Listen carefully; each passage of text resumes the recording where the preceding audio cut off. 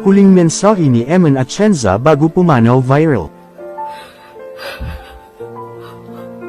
Ito pala ang madamdaming mensahe ng pamamaalam ni Eman para sa lahat lalo na sa mga nagmamahal sa kanya. Isang malungkot na balita ang gumulat sa social media. Matapos pumanaw ang 19 anyos na content creator na si Emmanuel Eman Hang Atienza. Sa murang edad nakilala si Eman bilang isang matapang at totoo sa sarili. Isang boses ng Gen Z na hindi takot magpakatotoo. Nagsimula si Eman mag-post sa social media noong 2020, sa TikTok at Instagram. Mabilis siyang nakilala dahil sa kanyang talino, humor, relatable lifestyle content, at pagiging natural sa harap ng kamera. Umabot sa milyon ang kanyang followers sa TikTok kung saan ibinabahagi niya ang tungkol sa kanyang buhay, mindset at mga karanasan sa mental health.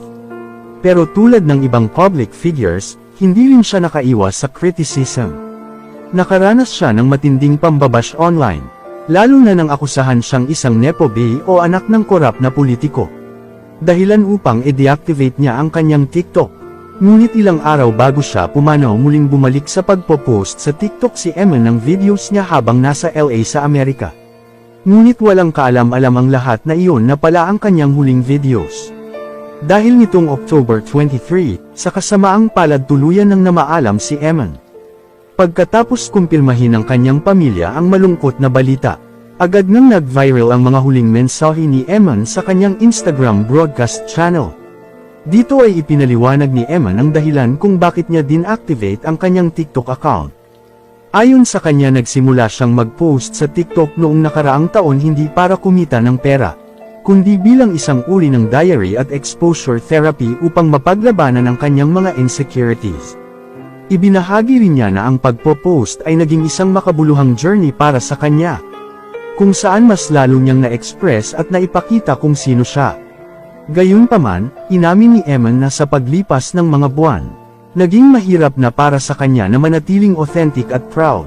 Bagamat nasanay na siya sa mga pambabatikos online, umamin siyang nakakaapekto pa rin ito sa kanya. Inamin ni Eman na nakakaramdam siya ng takot sa tuwing nagpo-post siya dahil sa mga comments na natatanggap niya. Kasunod nito, binanggit ni Eman na nakatatanggap siya ng mga banta sa buhay mula sa mga DDS o taga-suporta ng mga Duterte. Mga journalists at na patuloy siyang binabash sa internet. Ani Eman, it's becoming increasingly hard to be authentic and proud over the past few months. Don't get me wrong, I can handle hate. I've gotten death threats from DDS every day, misogynist in my comments telling me I'm stupid. Burner account of high school bullies trying to egg me on. I feel like the hate has built up in my head subconsciously.